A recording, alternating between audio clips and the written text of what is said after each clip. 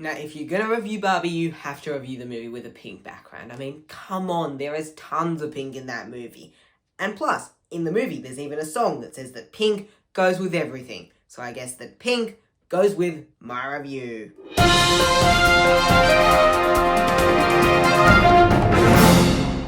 So this movie was released way back in July and was a huge hit in theatres, being released with Oppenheimer, and this resulted in a cultural phenomenon referred to as Barbenheimer.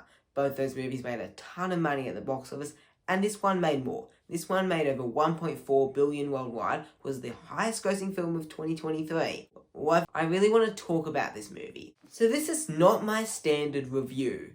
Normally, when I'm reviewing a movie, I give the movie praises, I give the movie criticisms, and then I give the movie a grade. That's all I really do in my reviews. This review is going to be different. Yes, I'm going to talk about what I liked and didn't like of this film, but I'm also going to be talking about something else regarding the target audiences in movies, as I think that's a really important topic to discuss. It's just something I really want to talk about personally, because I think it just needs to be discussed more, and I want to have an impact on Hollywood. But first off, let's get my review out of the way. So I really actually quite enjoyed this movie. The production design is excellent. The script is so well written. It explores some amazing themes in it. I like what it's trying to say. It's just a very smart, clever movie. And it's quite funny at points. I really liked Ryan Gosling as Ken. He is excellent as Ken.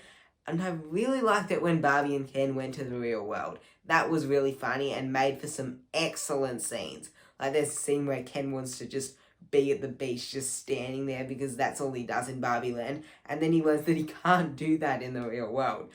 I thought that was a really good idea, and the musical numbers are just great. I mean, how could I not talk about the musical numbers in this film? The songs are just great. The music is... And what I like about this film is how unique it feels. It's not just about these Barbies living in this world and she's in love with Ken. There's more to the movie than that. It's talking about Barbie, the impact it has had on society. I really appreciated them for doing that. Making a movie reflecting on Barbie, not just making some movie about some Barbies. This is such a more interesting movie, and I admire Warner Brothers for doing this. And I'm glad to see that Warner Brothers is actually letting a director have creative control. I mean, look at Marvel's current state. Look at the state of Marvel. Marvel does not let their directors have creative control. And I'll tell you this. There's no coincidence that Guardians of the Galaxy Volume 3 was the best one, because they let James Gunn have more creative control over that film. The other Marvel movies, they haven't been great at all. I haven't liked them. Because they feel like they're just a mess, because they don't have a distinctive style to them. And that's something I loved about this movie, how it has a distinctive style. But as far as any issues go, well, there's a scene that was incredibly well written, but it doesn't feel at all believable.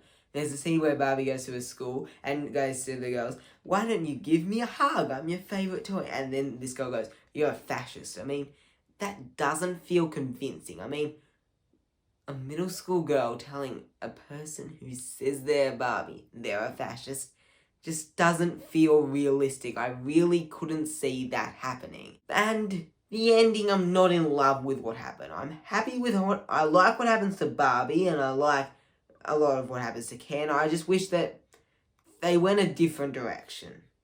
But at the end of the day, Noah Baumbach has written a fantastic script, and this is all around a decent movie. I'm going to give Barbie a B. Now here's the thing that I wanted to talk about. Now I'm obviously not the target audience in the slightest for this movie. I've never had any interest in Barbies.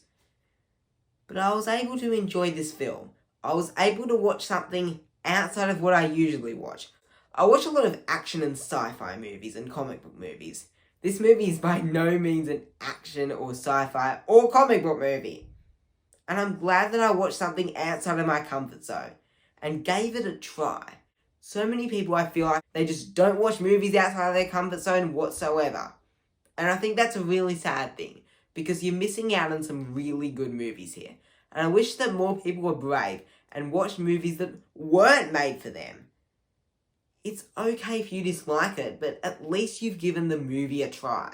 You need to broaden your taste. It's like there's people that don't like certain foods. Let's say you're a person who only likes ice cream. You refuse to eat pavlova. You refuse to eat apple pie. You just don't eat any other desserts because you only eat ice cream. You don't know if you like the other desserts. You should at least give them a try to know if you like them. And that's why I think that more people should be watching movies outside of their demographic. You want to have a more balanced cinematic diet. You just don't want to only watch one thing. I think that's a bad thing to do, only watching one thing. I think you should broaden your appetite. You should watch more, because you never know what something's going to be really like. Sure, other people who you trust could tell you what they think of it. Sure, you could listen to critics, but you'll never know what your personal opinion on the movie is if you don't ever go out and try it. And that's why I think more people need to go out and try movies that just aren't aimed at them necessarily.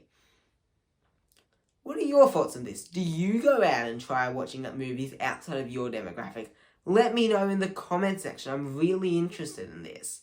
Now, thank you so much for watching. I'm the Grinning Critic, and don't forget to and luckily this movie has made me stay grin. And luckily this movie can keep me grinning. And I'm the Grinning Critic, and don't forget to subscribe to me.